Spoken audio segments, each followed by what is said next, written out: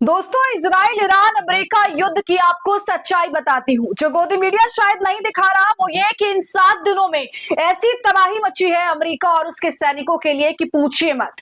पहले तो लगभग 650 का आंकड़ा सामने आया था सैनिकों की मृत्यु का, और अब इसमें बढ़ोतरी हो गई है। जी हाँ, और बड़ी खबर तो ये है कि अमेरिका के टॉप नेवी ऑफिसर की भी मौत हो गई है। दोस्तों, वो ऑफिसर जिनके अंडर 20,000 से ज्यादा सैनिक थे। तो इस वक्त दोस्तों इस जंग में तहलका मचा हुआ है। क्या कुछ सच्चाई है, क्या क्या आंकड़े हैं, सब कुछ आपको मैं बताऊंगी विस्तार से।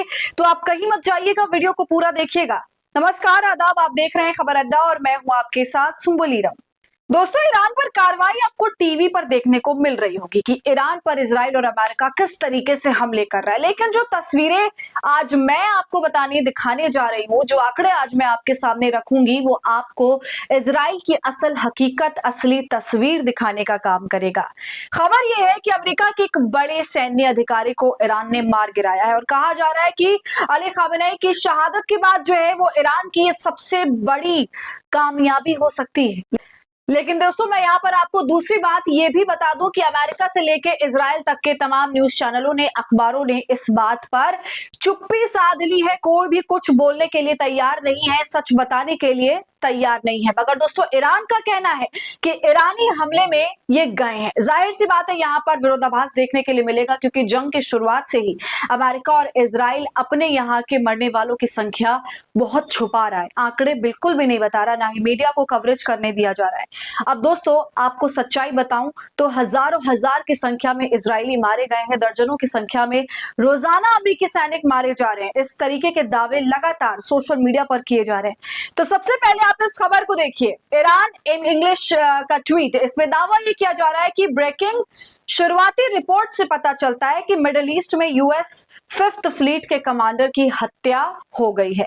जैसे ही डिटेल्स मिलेंगी हम आपको बता देंगे। दोस्तों, बहरीन में अमेरिका का 5th fleet, Bahrain middle east का अमेरिका का वो सैन्य अड्डा जो सबसे ताकतवर और सबसे मजबूत माना जाता है, उसी बहरीन में लगातार आज भी हमले कर रहा है। आज हालांकि बहरीन पर हमले की तस्वीर तो नहीं आई सामने, लेकिन लगातार वो बहरीन पर अलग अलग ठिकानों पर हमले तो कर रहा है। यकीनन यूएस 5th फ्लीट पर कई हमले किए उसने शुरुआती दौर में। खबर ये निकल करके आई कि उन हमलों में अमेरिका के दर्जनों जवान हलाक हो गए, और सिर्फ जवान नहीं हलाक हुए बल्कि दावा ये किया गया दोस्तों कि 5th फ्लीट का कमांडर जो है, टॉप हेड, वो मार गिराया गया है। हालांकि अमेरिका की तरफ से या अभी किसी भी समाचार माध्यम की तरफ से, जैसा कि मैंने आपको बताया, कोई पुष्टि नहीं हुई है, लेकिन ये दावे बहुत तेजी से सोशल मीडिया पर चल रहे हैं। और ये तस्वीर दोस्तों, यूएस 5th फ्लीट के जो कमांडर रहे उनकी तस्वीर, और बताया गया कि इजरायली मिसाइल और ड्रोन अटैक में इनको मार दिया गया।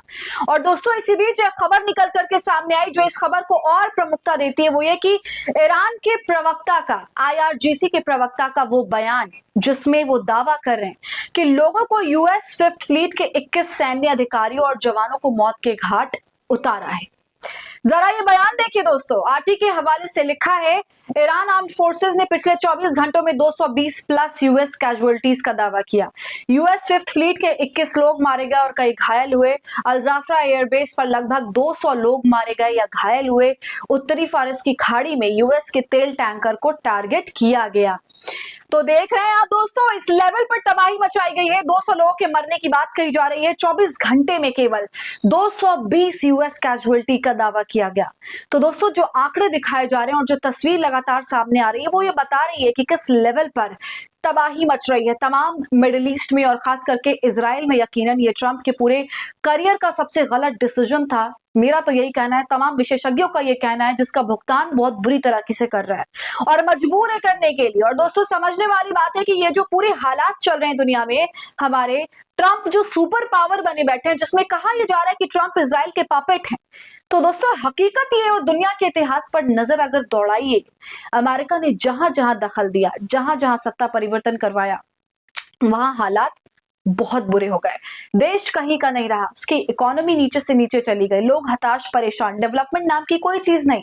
बस चरण चाकरी में वो देश खत्म होता जाता है, उसके नेता ऐश करते हैं, जनता बर्बाद होती है। और अब ये साफ होता जा रहा है कि ईरान पर हमला वहां के लोगों को बचाना नहीं था, ये तो बस एक बहाना था ईरान के परमाणु कार्यक्रम को भी रोकना, और उसके साथ साथ मकसद था ईरान का सत्ता परिवर्तन।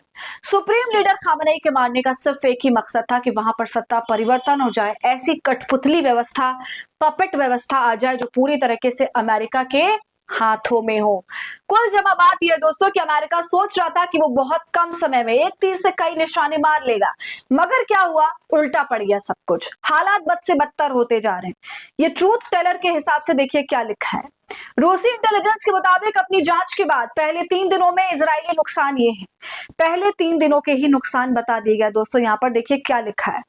6 इजरायली जनरल जिंदा नहीं बचे, 32 मोसाद एजेंट, 78 शिनबेट से, 198 एयरफोर्स ऑफिसर, 462 सैनिक, 11 न्यूक्लियर साइंटिस्ट, 423 रिजर्विस्ट। ये भारी भरकम नुकसान इजराइल का बताया जा रहा है दोस्तों। हालांकि इजराइल पूरी सच्चाई तो कभी नहीं बताएगा दुनिया को कि उसके यहाँ क्या तबाही मची, उसके कितने लोग मरे, कितने सैनिक मरे, ऑफिशियल तौर पे कितना नुकसान हुआ, वो हमें कभी नहीं बताएगा। मगर दोस्तों जो खबरें आ रही हैं, जो पत्रकार वहां पहुंचे हुए हैं अलग अलग देशों से और जो वहां जाके बता रहे हैं, तो उन पर विश्वास करना फिर जरूरी हो जाता है। और इस ट्वीट में दोस्तों आप देख सकते हैं तमाम कैजुअलिटी का बखान किया गया है। तो अब देखने वाली बात है कि आगे क्या होता है। मगर जिस तरह से नुकसान पर नुकसान हो रहा है अमेरिका का भी, इजराइल का भी, तो ऐसा लगता है कि वो वक्त दूर नहीं कि अमेरिका पीछे हटे खुद से। हालांकि ट्रंप बहुत बेशर्मी से ये कहते हुए कल नजर आए थे कि ईरान ने घुटने टेक दिए, जबकि ऐसी कोई बात नहीं थी। पूरी वीडियो पर आप दोस्तों बताइए कि आपका क्या कहना है, कमेंट कर हमें जरूर बताएं। वीडियो को लाइक और शेयर करें, खबर अड्डा को यूट्यूब पर सब्सक्राइब कर लें।